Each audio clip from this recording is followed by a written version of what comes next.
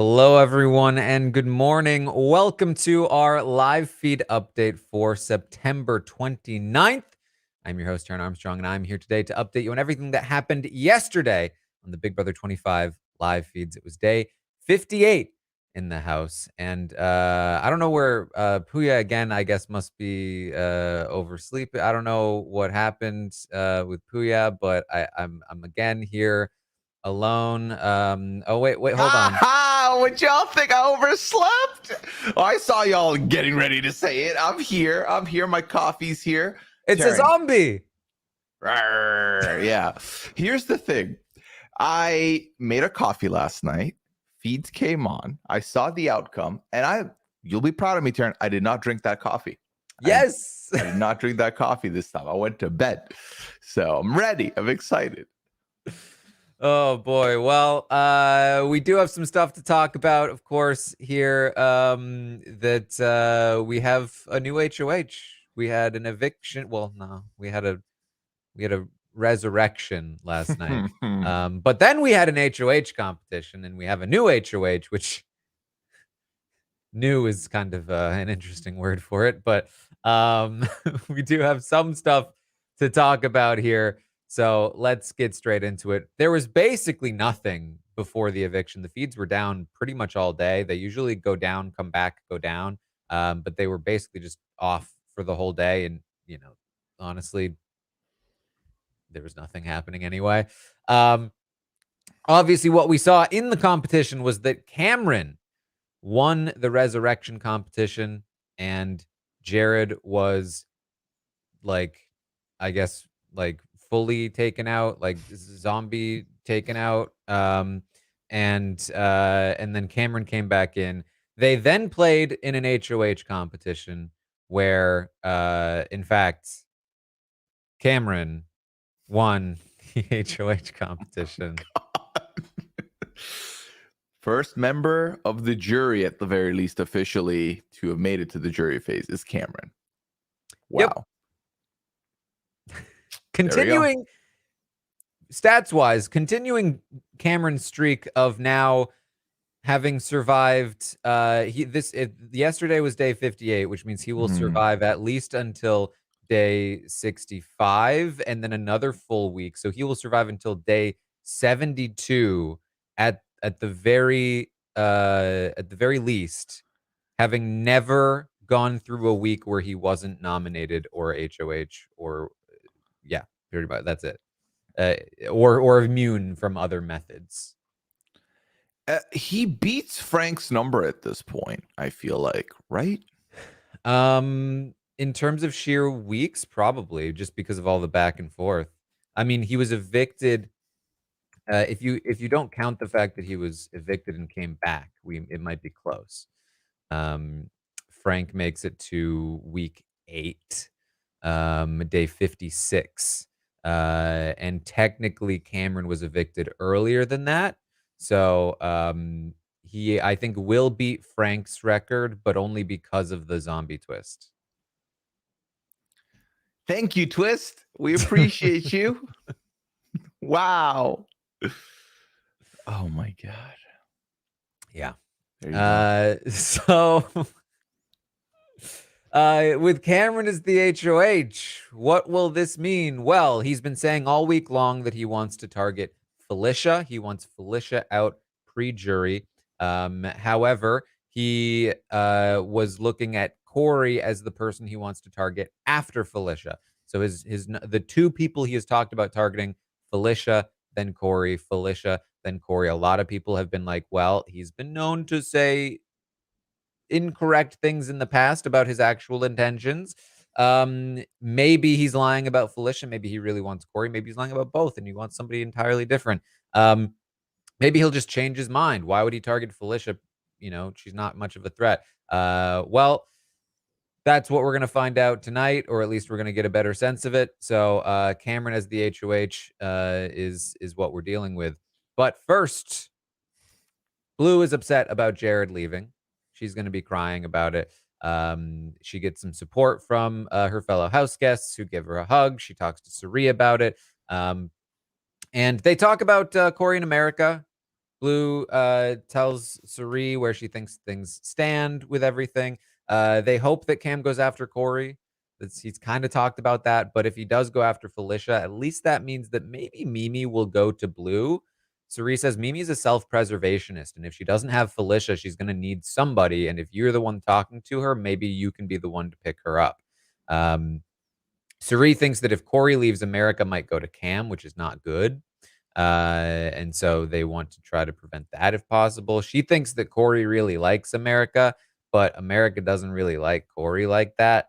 And that Corey is gonna maybe be maybe feel she hopes Corey doesn't feel played after all of this ends. Blue says, "Yeah, he's so smart, but also such a simp." The lie detector did not go off on that one, Taran, I gotta say. Suri finds this incredibly funny because I don't remember the specific family member. I think it was like her aunt or something. Used to call her maybe cousin, I'm not sure, simp all the time, like 40 years ago. She's like, now it's a popular term. I mean, yeah, it really, really gained momentum. What was it, 2020, 2021? That's when Twitch was like, you can't say this on stream anymore. You will get banned if you say this. So I feel like it's like on the downswing, but still very prevalent in our day to day. Well, Blue explains that she's been, she's sort of explaining that, like, how she's been, what she's been doing all week long, which is she's counting all of like the jokes that Corey makes about her and Jag and Matt and relaying them to Jag and Matt to convince them that Corey is against them. So just to quickly reset this, Blue had one solid piece of information, which is that America told Blue that Corey thinks Felicia and Mimi are going after Jag and Matt. That was a big piece of information that convinced Matt and Jag to go after Corey or be against Corey. Some of the additional supplemental content that has been helping convince them is Corey's jokes. We've talked about it from the start. He loves making jokes about like, oh, Jag, you're winning a lot of comps. I'm going to target you because of that. Even just last night, he was joking about like, Jag, I might need to use you for a veto win again soon. And they're literally like, he's using us for veto wins. And so Blue is literally tallying these jokes up. She's like, 4 times. He's done it 4 times.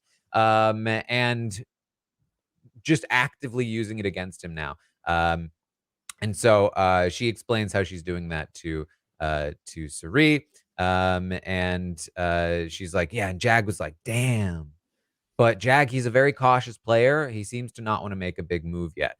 And this is, of course, based on their conversation the night before. I talked about this yesterday, that Matt and Jag had come back around seemingly on the targeting Matt or targeting Corey plan, mostly because they were too skeptical of Felicia. They'd had some bad conversations with Felicia and just felt like the better move is to take the shot at Felicia first, then Corey. But Blue kept pushing. She was like, but Corey.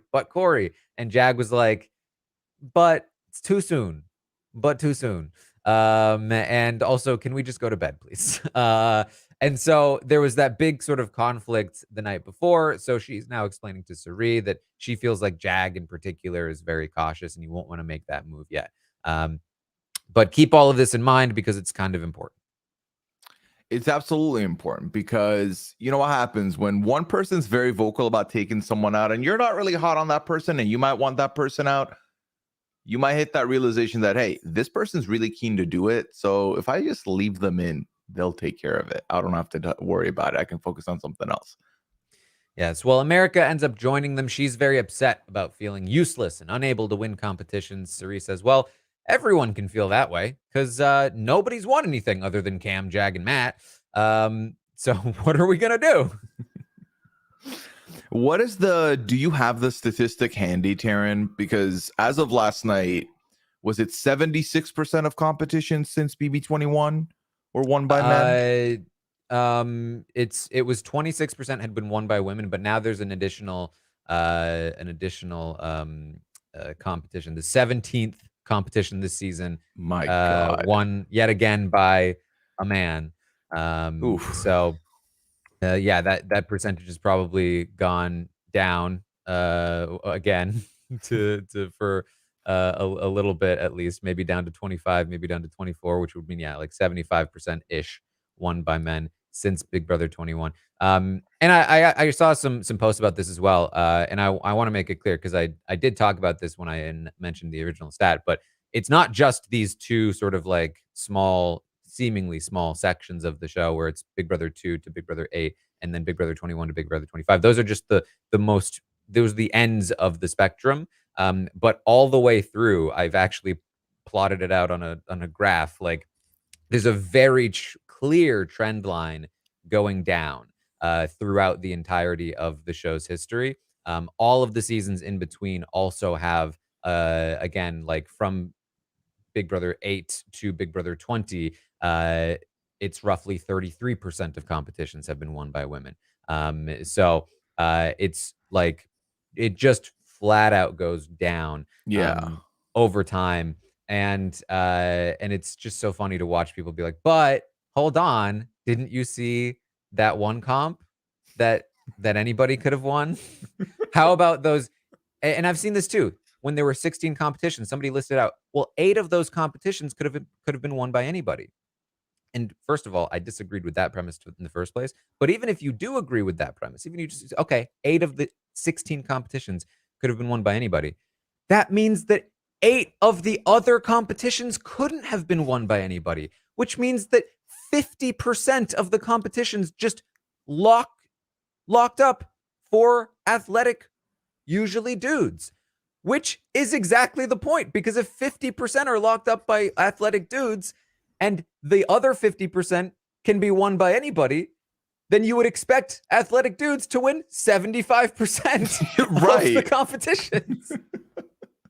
That's how percentages work. Half of that one and all of that one. Maths. Yes. Yes.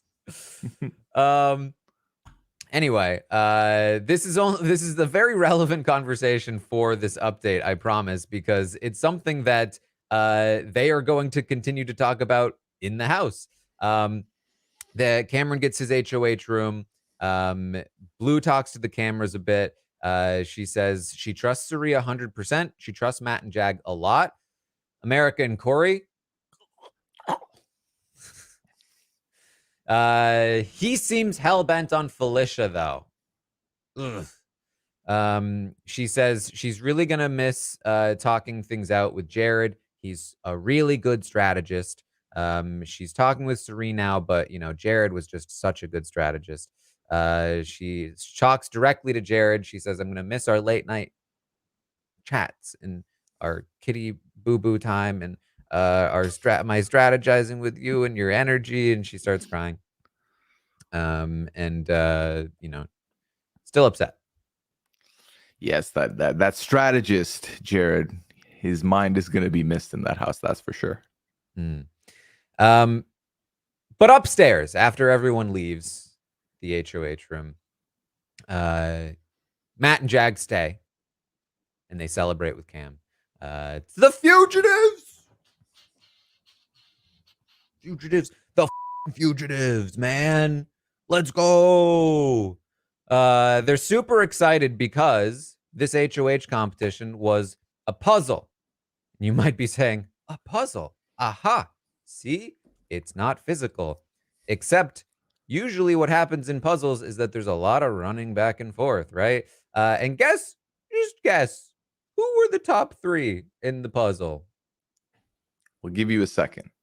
Yeah, just think about it for a second. Congrats, Cameron, you got all 3.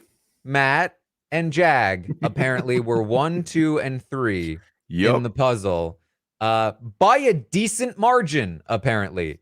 Blue was the next closest person, and according to them, she wasn't all that close. And they're very excited about this. I mean, this is amazing, right?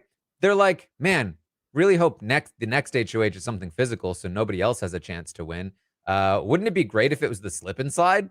Because then we just automatically win again. This is so good. This is slippery smooth. Cam says,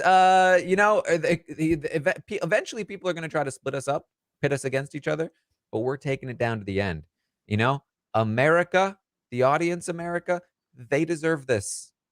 After all the shit we've been through, the audience deserves this. And in a way, he's right.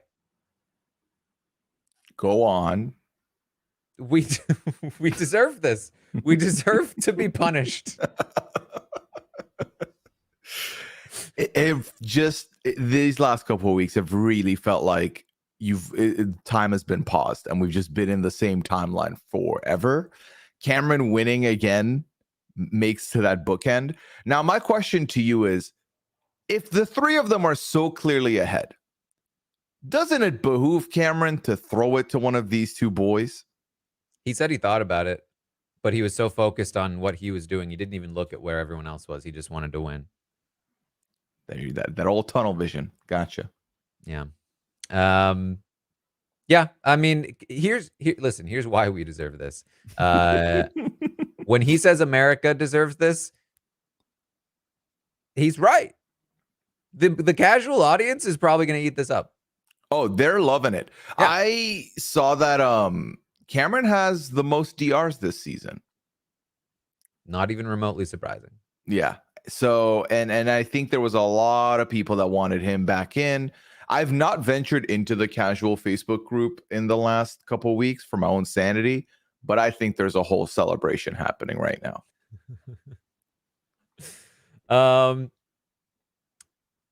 Cameron says this week is going to be slippery smooth. There's no way Felicia can win a veto.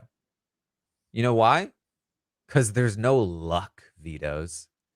Doesn't happen. You have to try to win vetoes. Matt says, yeah, Buddy Ball was the closest thing to luck, but even then, you still had the really physical part before the luck part. So you're totally right. She definitely won't be able to win a veto. What's the stats on the veto? Oh, the vetoes are way worse. Oh, they're worse. Love that. Great. They're correct. men win vetoes by an even larger margin than they win HOHs. This is fun. I like this. Yeah. It's the single biggest issue with the game structure. It's something I've been talking about for a while now. Like, it changes the nature of the game to just, we need to take out people that win competitions or they will steamroll the competitions.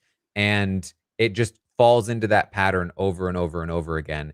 And there's a very easy way, there's a very easy way to game the system, which is just get the comp threats together, take out as many people as possible, then turn on each other and, figure out who's the best at winning the comps at the end. Or take out as many comp threats as you can, but there's still one left and they win a veto every week and then until the end. It's just like this game is becoming just about physical competitions. It's just what this game is becoming. Luckily, last season, we had this miraculous, wonderful player who was able to circumvent that. But before and seemingly after that last season, it's just been about competitions. From literally Big Brother 19 was all about for as strong as a hold as they had on, as Paul had on the season, they also just destroyed the competitions. BB20, Tyler, Angela, Casey just dominated the competitions. BB21, Jackson, Holly, back and forth dominated the competitions. BB22, the committee alliance, mostly Cody, dominated the competition. BB23, they had a good social strategy, didn't require the competitions, but by the end game, it was all about them dominating the competitions. And then even in Big Brother 24, it was Monty dominating competitions. It's just that Taylor was able to really like sneak in there and do her social thing, which was amazing. That's why it was so impressive. Why she said, let's change the narrative of how this game works moving forward. But at the end of the day, it is set up to be this way. when the competitions are like this. And there's such an easy fix for that, which is change the competitions to make it so that anybody can win, so that at any given point, just anybody can win and anything can shift, and it's much more interesting that way. But you literally have people in the game being like, yeah, I really hope it's this kind of competition, and I basically have a decent % chance that it is, because if it is, I automatically win. Yeah, I watch Big Brother in spite of the competitions. Like, my favorite part of the competitions is hate tweeting about goo and slime and that kind of stuff. But what I like watching is people maneuvering their way in the background, people using their social game to further themselves. And we're getting to a point right now, especially in this season, where ain't none of that going to matter. It's all going to come down to comps, and we still have half a season left, which is very disheartening.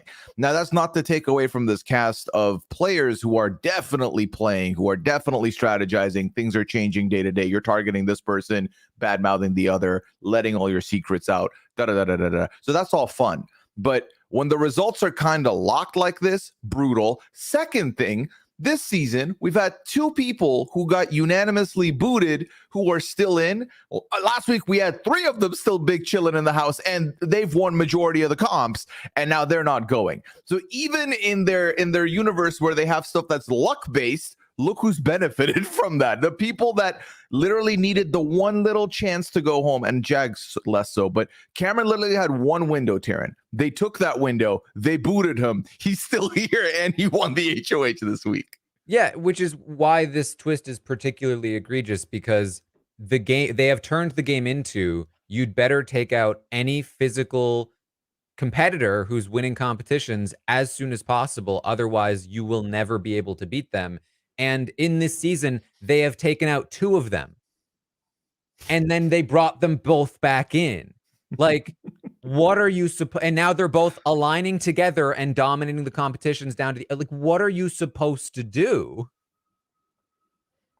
It's ridiculous. And I'm still seeing people in the chat like, oh, but pressure cooker. Like, did you hear what I said like 5 minutes ago? Yeah, did you just show up? There's 2 pools. It's like there's 2 plates of food. They can eat one whole plate and then still eat the half of the plate on this side. Like, that's really what it is with these comps. And here's the thing. Can I even blame these boys for gravitating towards each other to play? No. It's the right move, clearly. Once you see what's going on and what the competitions are like, you're like, you know what? If we pool all our resources together, we can win 85% of these comps remaining, bank on winning the veto on the 15% we don't win, and just ride to the end. Yeah. And I think the biggest thing, not the biggest thing, but like another part of this for me is that like there's this idea that like, well, hey, they're good at competitions. What are you supposed to do? They're good at these kinds of competitions. That's the point.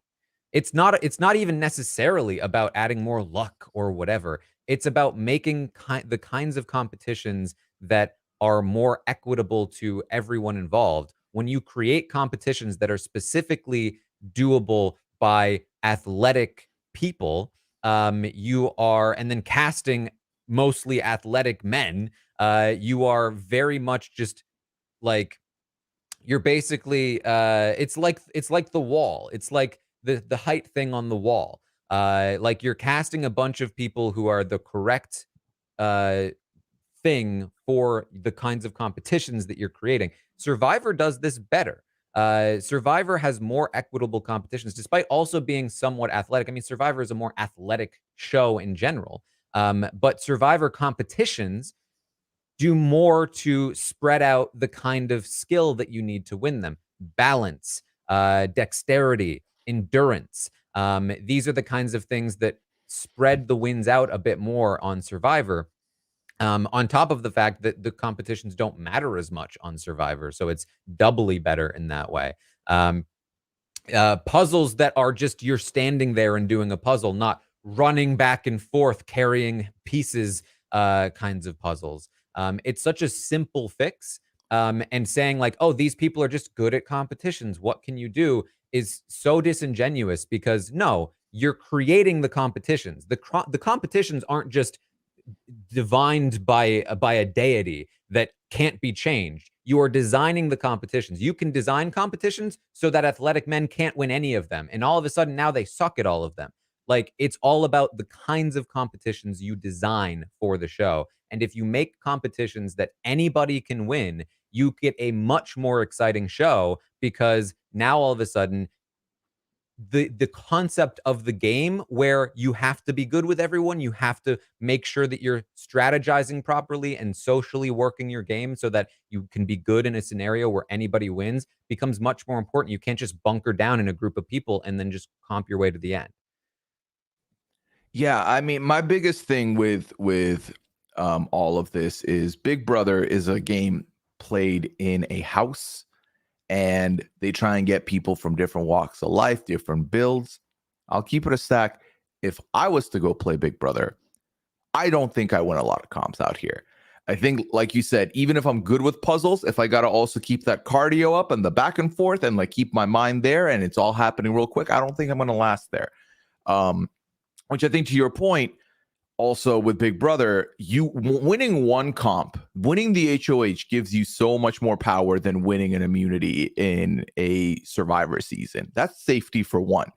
Winning HOH means people have to work with you. You get to make big decisions and you have control, which is huge as well. Ultimately, I think all we're asking is you can keep a puzzle comp, remove the running around for it. Or you can keep the running around, but don't make every competition have the running around, because ultimately, it's Big Brother, not the. And I'm going to say this is going to sound very extreme, but it's not the Olympics. So like, I shouldn't be, getting a whole pre-workout and like get jacked before I go on the show. Although maybe I should. Maybe that's the moving meta, and I'm stupid. But I say this as somebody who would probably win all these competitions. Like, not against somebody like Matt, but like, I would benefit from this system. I would. Like, and I think it's dumb. Yeah, I mean, again, my favorite thing is getting someone who I don't expect to win HOHs. Like, I remember the thrill I had when was it Big Brother 20, where there was a different person that won HOH every week. I want that streak back. I don't want the same 3-4 people winning most of them. Anyway, these three guys are like, hey, hopefully it's physical. What really gets me is when they start to complain, like, there haven't been enough physical comps for us. They start talking about what to do. Felicia's going on the block. She can't win a veto. They're not concerned about what will happen this week. So they say, well, okay, well, who's after Felicia? Cam says, well, I've wanted to talk to you guys about Corey. And Jag says, okay, Corey. But I could also see a case for Mimi being next. And Matt says, I think Corey staying is more dangerous because he's more capable of winning the competitions toward the end. Don't even get me started on the mistake that Corey has continued to make, which is to perpetuate the notion that he can win the comps at the end when he probably can't, at least against people like Matt, Jag, or Cam. And they're like, oh, that's true. That is true. Maybe Corey is somebody that we need to take care of sooner. They can all agree, though, they're not worried about Suri. Somebody that Cam is worried about, though, is Blue. He says, I think Blue could take a shot the moment that she has power. Matt and Jag both agree.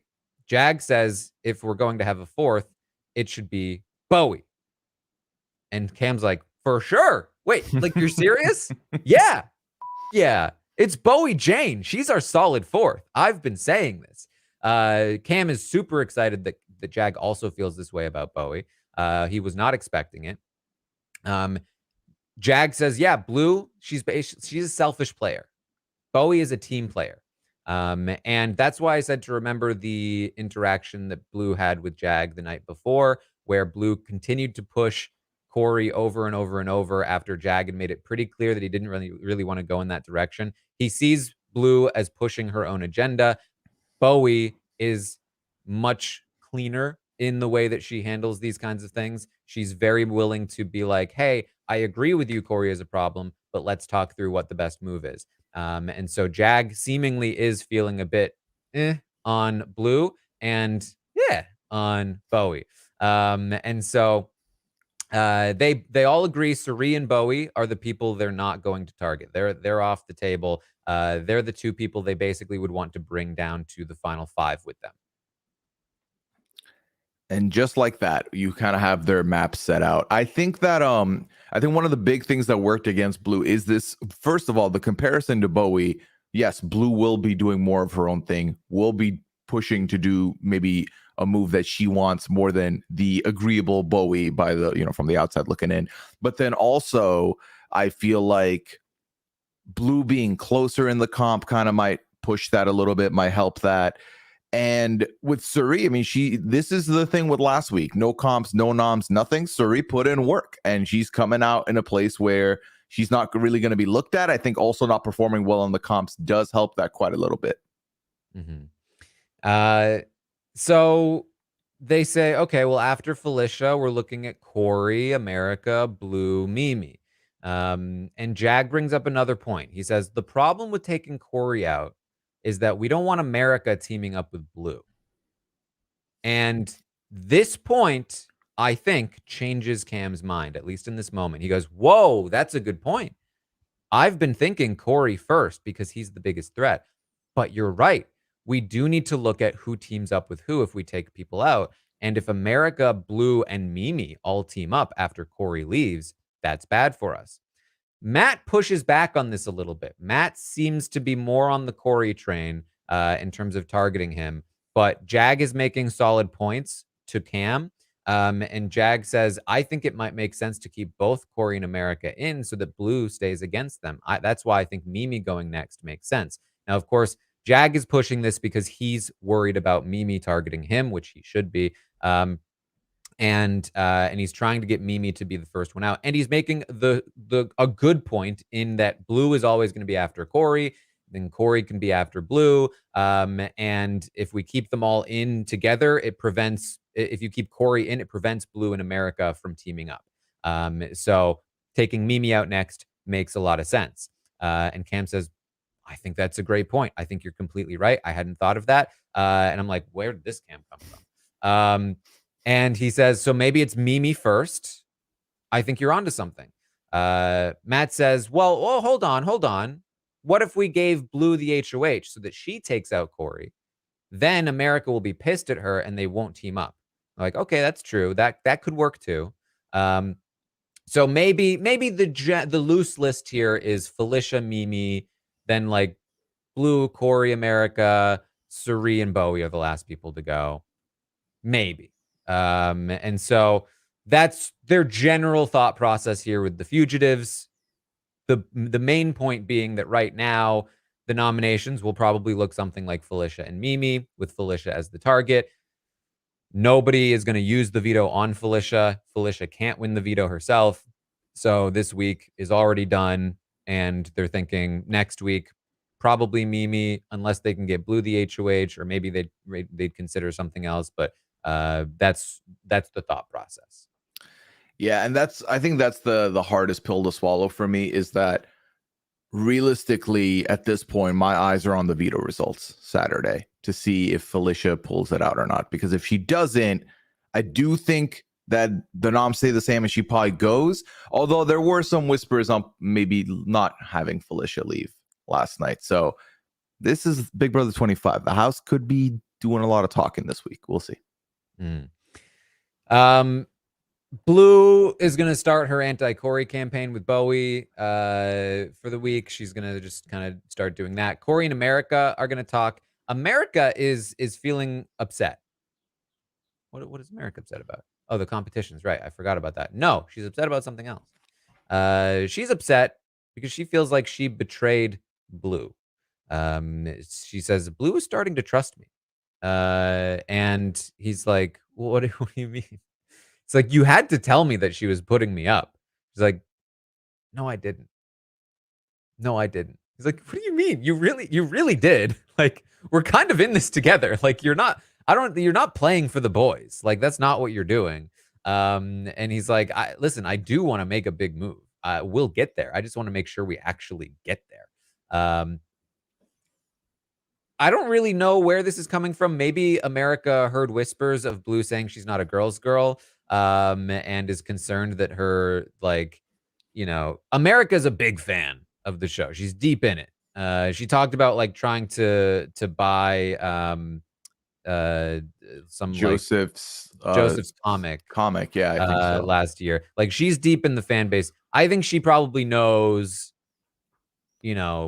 Nicole Franzel and that reputation. And I think she's very conscious about the fact that, like, I don't want to be seen as like playing for the guys. And I ratted out a girl to my showmans who's working with these other bros. Like, am I that person? And she's bringing that up to Corey, who's like, what are you talking about? Of course, you need to tell me if she's coming for me. So I don't know that this will be important, but it was brought up. She also brings up the idea, as Pooya was just talking about, that, hey, if Felicia goes up with Mimi, I think I'd rather keep Felicia. Which could be an interesting debate to go on this week. Now, obviously, Cameron really wants Felicia out, but we've seen before, what Cameron wants doesn't necessarily mean is what Cameron's going to get. And depending on who speaks and how they go about it, this could switch around. But we'd have to see. We'd have to see where the numbers lie.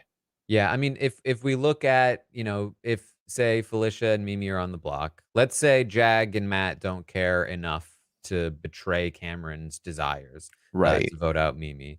There's 7 votes total. You need 4 to save Felicia. So if Corey and America both vote to keep Felicia, let's say Suri does too, they would need 1 more. They don't have Bowie anymore. They don't have Blue. It would be tough. It will require work. Like, it really would require work based on where we're landed right now. And also, like, is there much of a benefit for all that work? Like, I don't really think so. No, I don't know. I don't think the juice is worth the squeeze at that point, unfortunately, for Felicia. So Jag talks to Bowie. He brings up the idea of working with Cameron. Bowie says she thinks Cam sees a future with the 4 of them. Jag agrees. She talks more about how she doesn't like how Corey and America are working with everyone, very much still on the same anti-Corey and America train. And then Matt talks to Blue late into the night. And this is where things are a little more interesting, but I think probably not that interesting.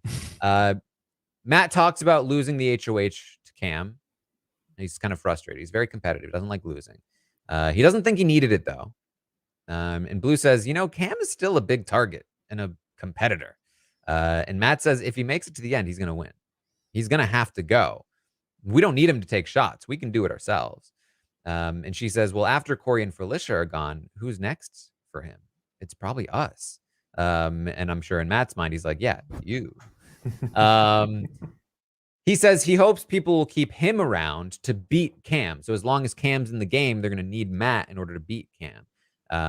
But yeah, she says, once again, Corey and America, this was a puzzle. They should have been good at this. And instead, we're the ones doing the work.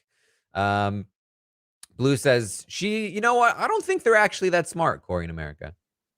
I don't think so. Especially America. Why does everyone think she's so smart? She's a receptionist. Wow. Yeah.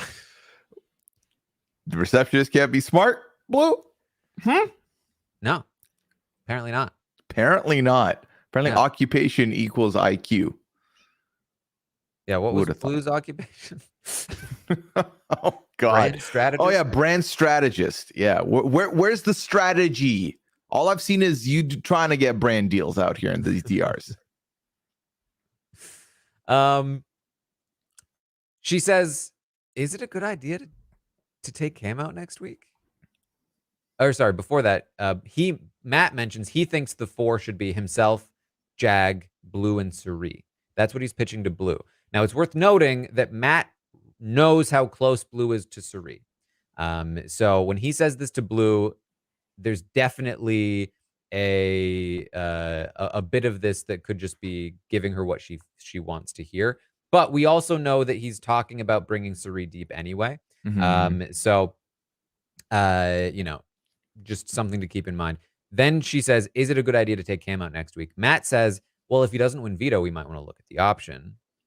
But we still need to be looking at Corey. And so Blue says, well, my list would probably be Felicia this week, Cam next week, then Corey in America. And Matt says, we'll see. So the main point for me in this conversation is that Blue is starting to look at Cam before Corey. And Matt is entertaining that conversation, and he's definitely concerned about Cam making it to the end and beating him. However, Matt, to me, was pushing back against Blue wanting to target Cam before Corey. I think Matt wants Blue to be anti-Corey before she's anti-Cam. And I think he wants Corey out before Cam, probably because he's concerned that Corey will end up beating him in some of these mental comps coming up that aren't actually coming up. And so, this is, where things are moving, right? Cam winning this when he didn't really probably have to, especially with Matt and Jag right there. Yeah. Definitely not the call. And even Blue now is kind of coming away from Corey toward Cam. Overall, a pretty good night for Corey, mostly in the sense that, like, he's still completely in the dark about a lot of things and his position is not very good. But, like, this is a somewhat positive trajectory for him, where he was number 2 on the hit list for a lot of people. He's starting to move down that list for Jag, for Cam, for even Blue. Cam is moving up the list for Blue and for some other people, while Blue is also moving up some lists. So some things are shifting around a little bit. Overall, just yet another good night for Matt and Jag, and Suri and Bowie, I guess, is the people I would say who are benefiting the most from this HOH right now. Yeah, and also happy birthday to Corey, who yes maybe has birthday immunity. Taran, who knows? I feel like it's the opposite of that. I feel like birthday vulnerability is the phrase for Big Brother. It truly is. Yeah. So that's about what we had. Pooya, anything else you want to bring up? No, I did have a good chuckle last night. So when the feeds came on, obviously they've been doing this where the feeds don't come on till after the West Coast airing, which means we don't land into right after the end of the episode. We land into hours later. They've been doing other stuff. So it was fun, both trying to detective and figure out who the HOH is, because no one had the HOH key. And then I saw everybody except for Corey, and I thought, oh my God, Corey has to be in the DR. He's probably the HOH. Corey was lying down in the bathroom, so it's not Corey. Suri got called to the DR. It's like, who is it? Oh, it's Cameron. Oh, it's Cameron. Oh, it's Cameron. Okay, cool. So that was a fun little bit of an exercise last night. And then after that, my interest started to lower a little bit on waiting for these feeds. I'm just bummed they're not giving, and I know I'm complaining about nothing. There's so much content out there. But I would rather get like the first 2 hours of feeds right after the eviction episode and then have feeds be cut off for the rest of the night than not get them. That's the crucial stuff I want to see. It's such a slap in the face to the live feeders to cut that portion. It's some of the most interesting stuff. Yeah. It's like immediately post eviction, immediately post HOH win.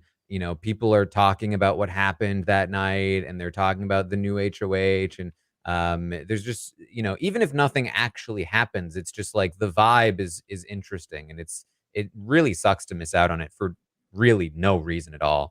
Yeah, because they get that by the time the feeds come on, they're all spent.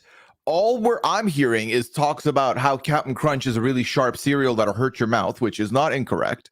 But that's really the conversation. They're all just like ready to just have the DRs be done with so they can go to bed.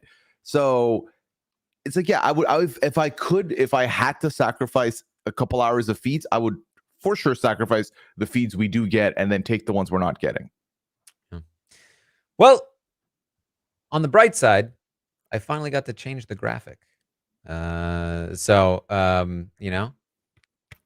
linings. Yeah, we'll take it. I'll be back, of course, tomorrow morning, 11 a.m. Eastern, to update you on everything that happens today on the Big Brother 25 live feeds, including what happens with these nominations. We are likely looking at Felicia and Mimi, but who knows? Anything could happen.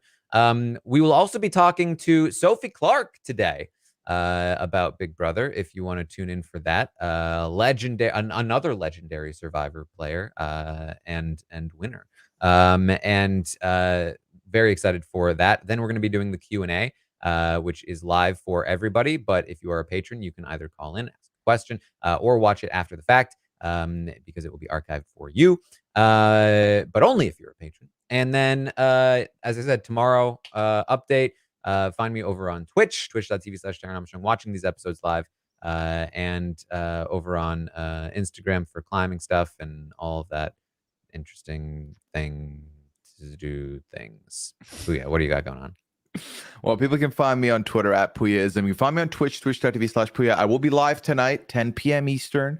It's our weekly show, so come through, hang out with us, would be fun. As far as podcasts go, 90 Day Fiancé still going strong. 2 episodes of that ready for y'all this week.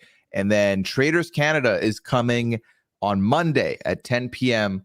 I'm going to be watching it. And then at 11 or 11 and change, I'll be live right here with Brian Scally, my co-host for Traders Canada, to break down everything that happened on the episode. I'm very excited.